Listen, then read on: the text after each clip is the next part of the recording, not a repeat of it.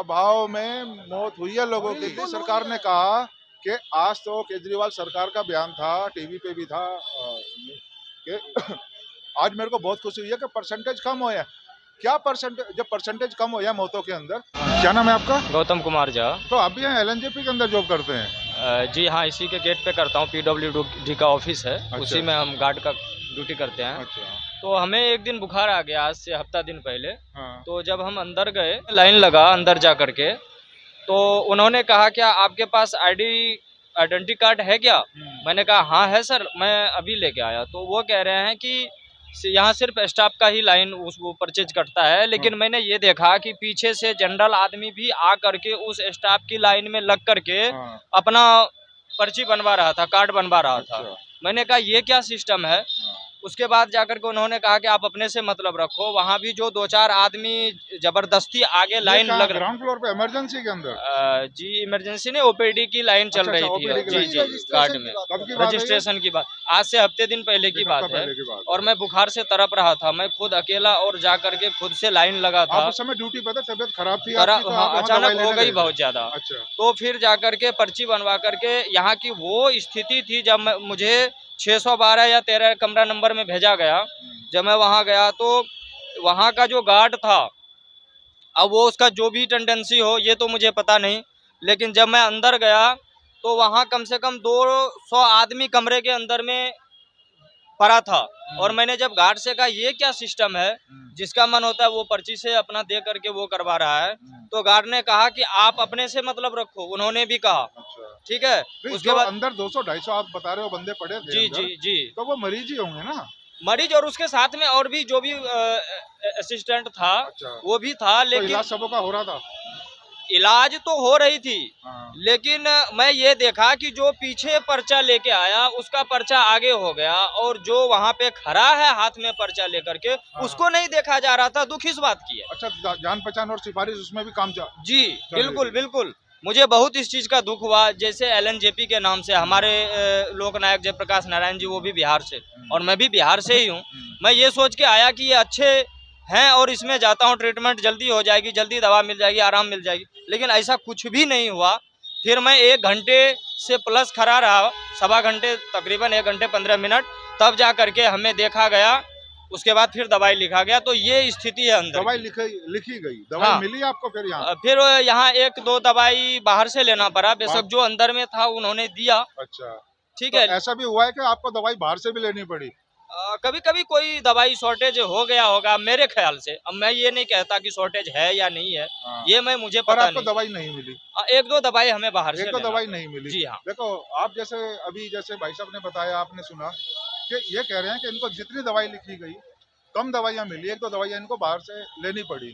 जबकि केजरीवाल सरकार तो कहती है, केजरीवाल साहब तो कहते हैं कि दवाइयाँ सारी हॉस्पिटल में मुहैया है। ऐसा कुछ भी केजरीवाल सरकार जो है बेसिकली, अगर आप सिर्फ केजरीवाल सरकार के, अभी देखिए सत्येंद्र जैन जो आज तक जेल में पड़े हुए हैं। कोई तो कारण होगा ना? कोई ना, जब भाई कहीं पे आग लगेगी, धुआं उठ रहा है, तो कहीं ना कहीं आग लगी है ना। तो दिल्ली सरकार को अपनी सुविधाओं में कोई भी चीज परफेक्ट नहीं है, उनको अपनी इन सुविधाओं में और ज्यादा तरीके से काम करना होगा कि देश की जनता को ये सब समस्याओं से जूझते हुए इसका निश्चय मिल सके। देखो, जब एमसीडी के अंदर भी दिल्ली सरकार आ गई, आप आम आदमी पार्टी आ गई, लेकिन वो भी फिर भी उस तरह से काम नहीं कर पाई। इनके आने के बाद अभी देखो ना आप, ये बेचारे कितना कमाते हैं, ये रेहड़ी पटरी वाले। देखिए, रेहड़ी पटरी वाले तो कमाते हैं, इनके साथ तो रोजी रोटी की समस्या है ही है। आपने कही एमसीडी की बात, जैसे झुग्गियां भी उखाड़ी जा रही हैं, उसमें कोई पैसे वाला नहीं रहता, गरीब आदमी रहते हैं जो रोज कमाते हैं, रोज खाते हैं, देखिए अपने बच्चों को पालते हैं। बेसिकली अगर आप बात करें तो आम आदमी पार्टी सरकार सिर्फ इस समय अपनी जेबें भरने में लगी हुई है। उसको और सुविधाएं यहाँ पे अच्छी करनी होगी कि हर जनता तक हर मेडिकल फैसिलिटीज, दवाई पहुँच सके। और मोहल्ला क्लिनिक तो आजकल लोगों में ठप पड़ी हुई है। आपने कहीं देखा मोहल्ला क्लिनिक अगर जो है वो बंद पड़ी हुई है, सब कागजी में है, सब कागज में, और कुछ नहीं हो रहा। आपने एमसीडी की बात करी, अभी तक मेयर सेलेक्ट नहीं हो पाया है। जब एमसीडी का मेयर सिलेक्शन की बात आती है तो गुंडागर्दी कौन करता है? आम आदमी पार्टी करती है। बीजेपी के विधायकों को, कांग्रेस के विधायकों को मारने के लिए कौन खड़ा होता है? जैसे सुना जा रहा है कि 80 से ज्यादा, 80-85 करीब मंदिर और मस्जिद दिल्ली के अंदर निशान पे हैं जो तोड़े जाएंगे। जो प्राचीन है, 50 साल से भी ज्यादा हो गए, कईयों का तो 100 साल हो गए। मैंने देखा यहाँ आपको बेला रोड, सलीमगढ़ किला के पीछे बेला रोड पे एक मंदिर और एक मस्जिद को कल तोड़ा गया अच्छी तरीके से। दिल्ली के अंदर ही? जी, मैं पहले वहीं पे था, फिर मैं यहाँ पे आ गया LNJP के सामने। तो अभी जो हमारे वहाँ पे और भी गार्ड हैं, तो उसके सामने हमारी गार्ड की वहाँ पे ड्यूटी थी, सॉरी। तो मैंने देखा कि वहाँ पे एक मस्जिद और एक मंदिर दोनों को तोड़ा गया है। अच्छा, बेरोजगारी के लिए आप क्या बोलोगे? क्या बेरोजगारी बढ़ी है या कम हुई है? देखिए, अगर आप दस्तावेजों पे बात करें हाँ। तो बेरोजगारी घटी है, क्योंकि किसी व्यक्ति को अगर नौकरी नहीं मिलेगी तो वो EPF में, एम्प्लॉय प्रोविडेंट फंड में रजिस्टर्ड कैसे होगा, उसका PF कैसे कटेगा। एम्प्लॉय प्रोविडेंट फंड के खाते में इतनी बड़ी बढ़ोतरी हुई है कि उसके मुताबिक तो भाई बेरोजगारी घटी है। चलो, उसमें भी कुछ तो भरना पड़ेगा ना, ये बेचारे गरीब आदमी कहाँ से भरेंगे?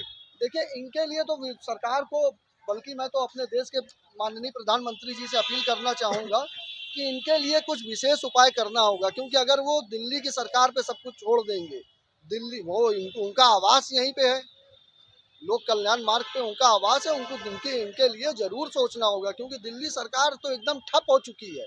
ये समझ लीजिए आने वाले समय में दिल्ली के लोग केजरीवाल को बदलने वाले हैं। और सेंट्रल गवर्नमेंट के बारे में क्या कहोगे आप? देखिए, सेंट्रल गवर्नमेंट के बारे में तो मुझे यही कहना है कि जिस प्रकार का वो कार्य कर रहे हैं देश हित में, वो बहुत अच्छा कार्य कर रहे हैं। बस इसी अपने कार्य को परंपरा करते रहें। क्या क्या कार्य आपको सही लगे कि हाँ, जो जनता के हित में कर रहे हैं? देखिए, जनता के हित में सबसे पहले तो आपको कार्य बताए जो उन्होंने किया, जो आज स्टार्टअप इतने खड़े हो रहे हैं। क्या स्टार्टअप खड़ा हुआ जो आम आदमी को फायदा मिला? जो आम आदमी, बेरोजगारी घटी, आम आदमी ही की बात, शिक्षा का प्रावधान मिला लोगों को। आप ये बताओ, मैं रोजगार कहाँ मिला? यही बता रहा हूँ। गाजियाबाद में एक बंदे ने फैक्ट्री लगाई जिनका नाम है मृत्युंजय शुक्ला। उन्होंने अपना स्टार्टअप किया। स्टार्टअप के दौरान उन्होंने 70 लोगों को नौकरी दिया स्टार्टअप में। जो ये मुद्रा योजना लोन से उन्होंने अपना ले करके सब कुछ किया। 70 लोगों को पहले नौकरी दी। आज उनकी कंपनी में कम से कम नहीं तो 1000 एम्प्लॉय हैं। चलो, 1000 एम्प्लॉय, लेकिन और लोगों क्या करोगे? आप भी दिल्ली में घूमते हो, यूपी में भी घूमते हो, हर जगह घूमते हो हिंदुस्तान के अंदर। इसके लिए तो करना, आपने देखा लोग कैसे भुखमरी हो रही है? आप कोरोना के टाइम पे देखा था आपने? इस LNJP के बाहर हम खड़े, यहाँ पे कई लोगों की मौतें हुई थी गेट के ऊपर, जिनको एडमिट नहीं करा गया। जिनके पास पैसे थे उनको भी नहीं इलाज किया गया। के अभाव में मौत हुई है लोगों की। बिल्कुल हुई है। और दिल्ली सरकार ने कहा कि आज तो केजरीवाल सरकार का बयान था, टीवी पे भी था, कि आज मेरे को बहुत खुशी हुई है कि परसेंटेज कम हुआ है। क्या परसेंटेज? जब परसेंटेज कम हुआ मौतों के अंदर, जिस परिवार के अंदर 5 मौत हुई है, एक परिवार में 7 लोग हैं, 5 लोग कोरोना से मर गए हैं, तो क्या कम हुआ है? देखिए, सबसे क्या उसको रोजगार मिला? क्या उसको फायदा मिला? सबसे पहले तो जिनको कोरोना में जिन्होंने अपने घर वालों को खोया है उनके लिए मेरी संवेदनाएं, क्योंकि ये बहुत दुखद होता है किसी को भी खोना।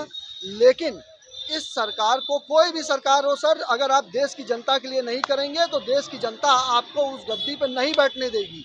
आप उन गरीबों को नहीं भूल सकते हैं, आप उस रेहड़ी पटरी वालों को नहीं भूल सकते हैं, आप रिक्शा चलाने वाले को नहीं भूल सकते। आपको सबके हित में सोचना होगा। यही फर्क है देश के प्रधानमंत्री नरेंद्र मोदी में और दिल्ली के मुख्यमंत्री अरविंद केजरीवाल। तो शिक्षा में, और देखो इस सरकार ने महंगाई के अलावा क्या दिया है जो सरकार के हित में हो? देखिए, महंगाई पब्लिक के हित में हो, जनता के, आम जनता के, हर गरीब आदमी के, अमीर आदमी के। एक बात से सहमत हूँ। इन्होंने कहा कि हमारे राज्य सरकार की स्थिति बिल्कुल ठप हो गई है, और ये बात से मैं भी सहमत हूँ। और माननीय प्रधानमंत्री को इस पे थोड़ी गंभीरता से सोचनी होगी और इस पे प्रकाश डालनी होगी कि इन लोगों की रोजी रोटी, जीवन शैली कैसे चलेगी। मैं इनके बात से सहमत हूँ। देखो, अब जैसे कि भारत की अर्थव्यवस्था भी बहुत ज्यादा खराब हो चुकी है। जी हाँ, ये जग जाहिर है, सबों को पता है, लेकिन चल रहा है। अब जैसे अडानी साहब 27,000 करोड़ रुपए का लोन, 27,000 लाख करोड़ का जी जी जी, जो लोन लिया था, वैसे 2.5 लाख करोड़ है, और इधर उधर से करके एक आम आदमी, एक गरीब आदमी अगर जो एक रेहड़ी पटरी के लिए, अपने काम धंधे के लिए 10,000 रुपये लोन ले लेता है, 2 महीने किस्त नहीं पहुंचती, तो रिकवरी वाले उसको आकर के माँ बहन करते हैं, गालियां देते हैं, घर पे आके मारपीट करते हैं। ऐसा क्यों? देखिए, सबसे पहले तो मैं देश की जनता को एकदम जागरूक कर दूं कि माननीय सुप्रीम कोर्ट का आदेश है कि कोई भी रिकवरी वाला आपके घर नहीं आ सकता है। बैंक का एम्प्लॉय आ सकता है और आपसे मारपीट और आपकी चीजें जब्त नहीं कर सकता। ये माननीय सुप्रीम कोर्ट का आदेश आके है। 2-4 जने आते हैं, मारपीट करते हैं, काफी शिकायतें अगर वो आती हैं, आप किसी पता जनता करो। के साथ आपको अगर धमकियां मिलती हैं हाँ, फोन पे। अगर हाँ, ये ये भी किसी सही है। जनता के साथ क्यों? होता गलत है, कह रहा हूं? नहीं, नहीं, होता है, बिल्कुल, मैं आपकी बात से पूरी तरह बिल्कुल। सहमत हूँ। अडानी के ऊपर सख्ताई क्यों नहीं? देखिए, इतने लोग भाग गए, कई हजार लाख करोड़ रुपए लेकर के, बिल्कुल, बिल्कुल। 3000 करोड़ रुपया लेकर के एक भाग गया, सर, माल्या भाग गया हाँ, 9000 आप करोड़ आप रुपए लेकर अडानी के। पे सवाल उठा रहे हैं। मैं आपको नहीं, मैं अडानी पे नहीं उठा रहा, आप मैं ऐसे लोगों पे उठा रहा हाँ, हूँ। बिल्कुल, आप हाँ, ऐसे जो लोगों पे भ्रष्ट उठा रहे हैं। ये तो आपने अडानी की बात करी। मैं मानता हूं कि अडानी को पैसा दिया गया, जैसे भी उसने पैसा लिया, मुझे इस चीज की जानकारी नहीं है कि वो सरकार का चलो मैं काम आपकी है। बात मानता हूँ, एक आम आदमी 1 लाख रुपए लोन ले ले, हाँ, दे हाल तो मिलेगा नहीं, धक्के खाने पड़ेंगे। उसको 27,000 लाख करोड़ रुपया मिल गया लोन का। वही बता रहा हूँ। इसके 27,000 पीछे अभी 27,000 राहुल करोड़ गांधी रुपया जी मिल गया। ने संसद में प्रधानमंत्री को कोट करते हुए कि मोदी और अडानी अपना रिश्ता बताएं, ये एक अभी पार्लियामेंट में उन्होंने स्पीच दिया तो था। जनता के राष्ट्र- सामने क्यों नहीं आ रहा हाँ, रिश्ता? मैं बता तो रहा हूँ।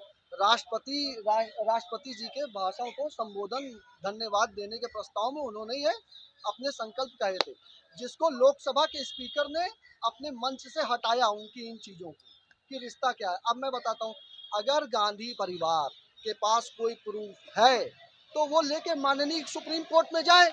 जैसे उनको राफेल पे खानी पड़ी, तो वैसे वो इस पे भी सॉरी कहेंगे, माफी मांगेंगे। जैसे कि अब देखो, मैं किसी पार्टी की तरफ से नहीं बोल रहा, ना कुछ बोल रहा। नहीं, मैं भी जैसे किसी कि पार्टी की लेकिन तरफ से नहीं हूँ सर। सॉरी कहने से गरीबों की समस्या की हल नहीं हो नहीं जाएगी। होता, वो तो बेचारा गरीब आदमी तो गरीब और हो ही हाँ, गया, यही जो चीज़ गरीब है। जमीन पे आ आदमी गया। जिसको भोजन लेकिन नहीं मिल रहा, जो जिसका आप- नंबर 670वां था 3 साल पहले, हाँ। उसका नंबर पैसे वालों में दुनिया की लिस्ट में दूसरा नंबर आ गया, तो बहुत पहला आ गया। बहुत अच्छी बात है, भाई- भारत को गर्व होना चाहिए। यार अडानी ही क्यों आया? अरे तो भाई अडानी के पास पैसा था, उसने अपने पैसा लगाया, आगे बढ़ा। पैसा किसके पास नहीं है? पैसा आपके पास भी है ना, तो वही जो चीज़ बोल है। रहा है। तो फिर- आपने कितना प्रॉफिट करा? ये बताओ। वही बात है, बस उसको एक्सपोजर मिला, इसकी जांच होनी चाहिए। एक्सपोजर किसकी इसकी- सिफारिश थी, ये बताओ ना। यही जो तो हर ये जगह सिफारिश का ना प्रूफ हमारे 2000 पास है ना आपके पास है। 2014 से लेके अब 2022 आ गया, जितनी भी मोदी सरकार की या मोदी साहब की विदेश यात्राएं थी, हर एक में अडानी साहब नजर आते थे। शुरू में 5 साल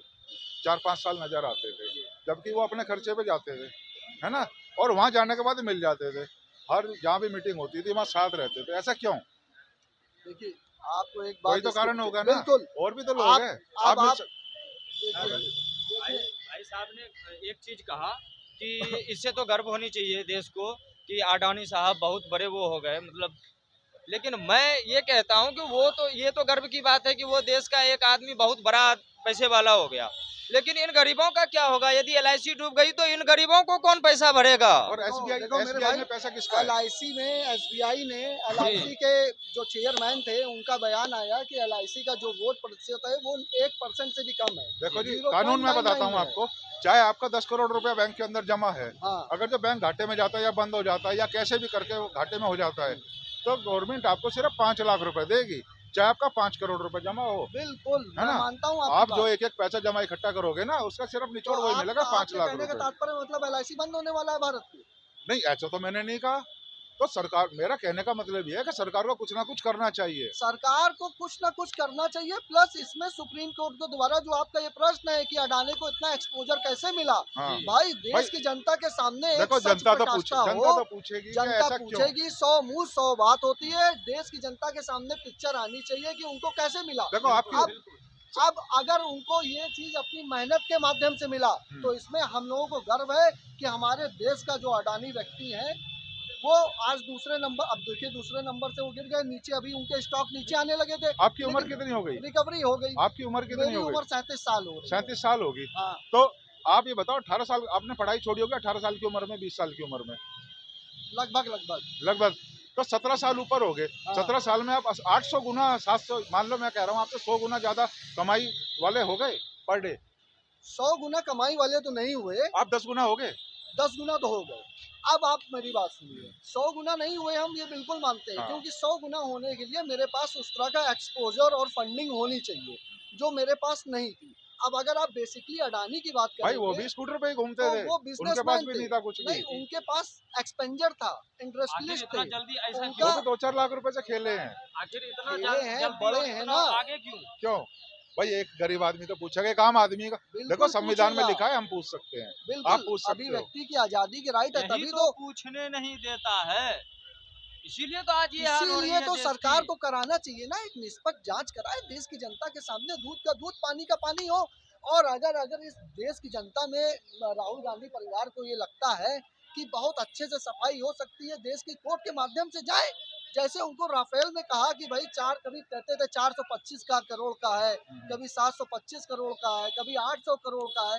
एक बार देश की जनता में पूरा लेके जाए। देखिए नहीं जाएंगे, क्योंकि जो माता पुत्र खुद बेल पे बाहर हो भ्रष्टाचार के आरोप पे, वो कहाँ जाएंगे, वो कहाँ जाएंगे, आप बताइए।